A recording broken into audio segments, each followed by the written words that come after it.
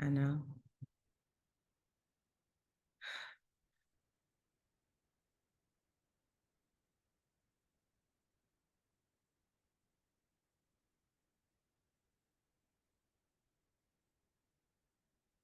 You did you press the button?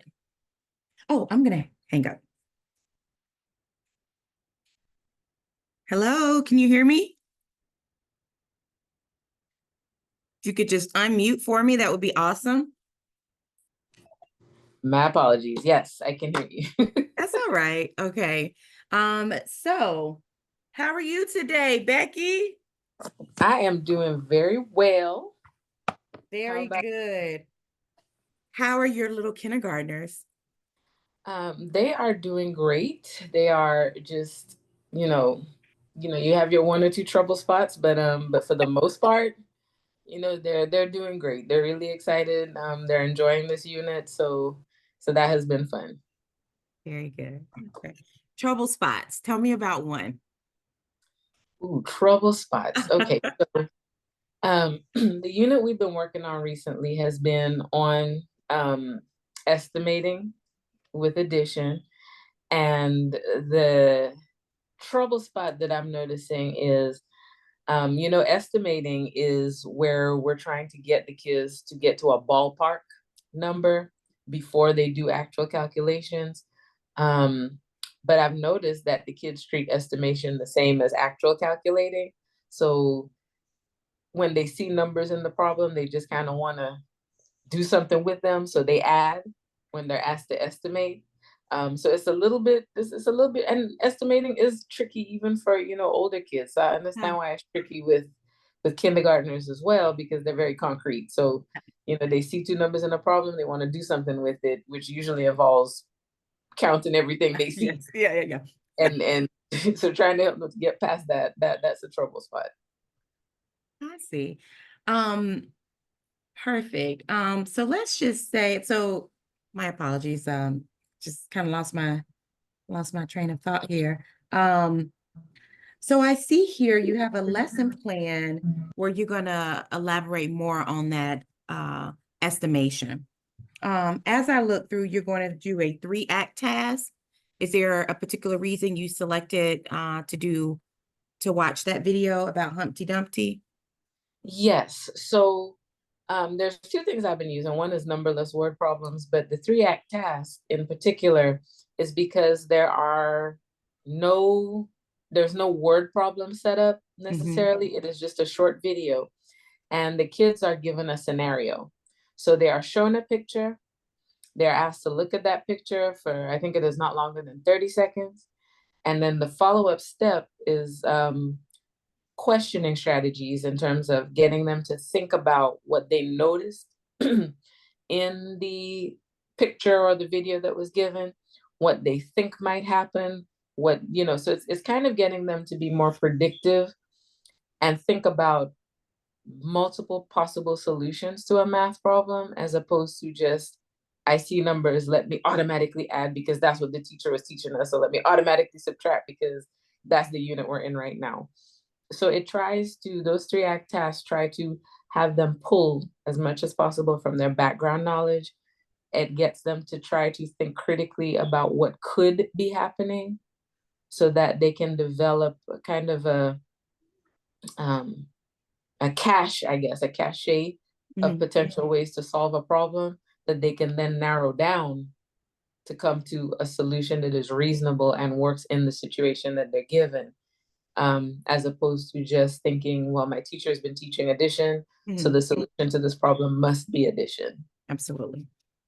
Wow, it sounds like you have it down. I'm really proud of your efforts, Becky. You are truly a wonderful educator. So I would like to come in to kind of take a look and or support you. What do you think would be a good place for me to start, or something you would like for me to look for when I come in? Okay, so after really thinking about what I believe that I need the most support in, I've been thinking about questioning strategies. Um, And questioning is, a skill that I myself have to develop in order to teach my kids how to do it for themselves. Mhm. It's very difficult to, at this stage of the game, have kindergartners question each other and stay on topic. So I tried to take a spin on it and maybe think about my questioning. If you could tally the number of open-ended questions I asked the students to get them to think, because I've noticed that my tendency is to ask a lot of questions where the answer is either yes or no. Mm, And so having trouble with really assessing whether or not the students are truly understanding um, the content. understood. You can say yes or no, but does that mean you understood it? No, because at the end, when they're left to work independently and I'm walking around circulating, that is when I'm seeing whether they understood or not. And by then it's too late. So I'd like to have an earlier awareness so that I can ask different clarifying questions to guide them to where they need to be prior to them completing a task independently. Okay, well, perfect. It sounds like a plan. And so I'm going to, what day this week would be good for me to come in and begin this observation? Okay, so I know Friday will not work because we have a field trip. And they are very excited for that. I'm gonna need a little time to prepare, so I'm thinking maybe Wednesday, so I can make sure I have everything set up. And typically I do my math after lunch, Okay, so I would say about 12:30 would be good. well, perfect. I will see you Wednesday at 12:30. Thank you so Okay. much. I appreciate everything you're doing to help. Okay. All right, wait. Okay, now. Oh, now we got to switch. Your knowledge in kindergarten math is phenomenal. And wow. So I I don't know anything about 3-act tasks, so or numberless word problems. Okay. All right. That's why I tried to throw that in there. Okay, so now you are Becky and I am Yes. teacher. Okay, that's up straight. I know how to keep putting my finger in this camera. Stop. Let me know when you're ready. Oh, we are. Ready? Okay. All right. Well, good morning, Becky. How are you doing today? Oh my gosh. Kindergartners. Oh, they are the love of my life, but they keep me busy. Yeah, Yeah, yeah, they they will keep me busy. Yeah. But other will than keep you that, on your all is toes. well.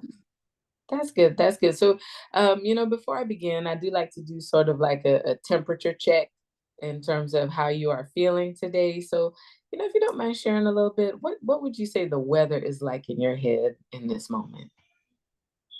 I would say the weather is partly cloudy. Mm, Um, and the reason I say partly cloudy is because as our students are beginning in this new chapter in estimation, they're having some hurdles.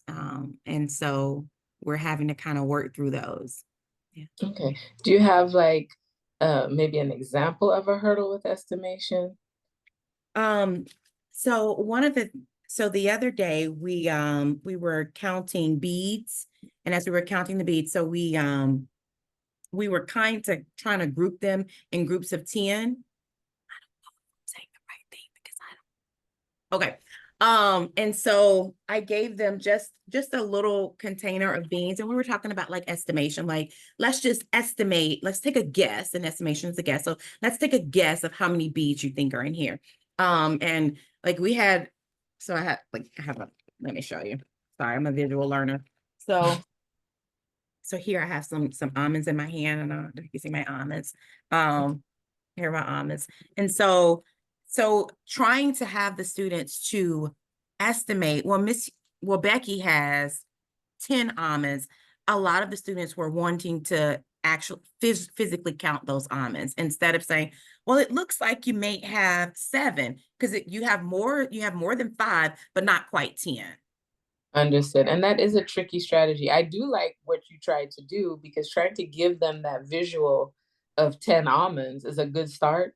And then having them to compare, well, the amount of almonds, does it look like it could be more than 10 or does it look significantly less than 10 is a good way to start estimating.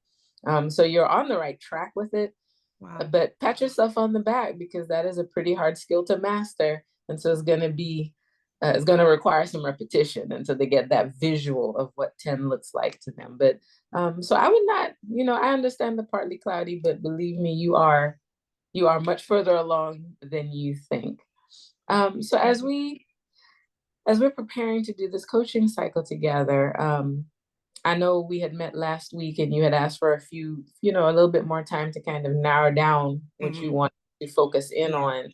So I'm just kind of following up and checking in. Did you determine something that you would like me to track during your lesson observation? Yeah, actually, I would like you to track, like basically compare how much time I'm talking in comparison how much time my students are talking. Because I tend to overtalk. And I don't want to disengage students by just speaking a lot, but I want to give them opportunities to think through their work. And so just when you come in, I would like perhaps you to kind of to track that for me. Okay, okay. That doesn't seem like it will be a problem. So I'm just going to repeat back to you so that I am clear. So on the day of our lesson observation, I will be coming in and I'm just going to be keeping a tally of your conversation or length of compared to student conversations throughout the lesson that day. Yes, ma'am. Okay, that is doable. I can do that for you. All right. Well, thank you. I really appreciate you. Oh, I appreciate you too, Miss Becky. And I know that you're gonna get through this estimation and you will go from partly cloudy to sunny skies the next time. Ooh, I love Uh, it. Okay. Well, thank you. you're very welcome. I'm gonna end this. Let's see. Not recording.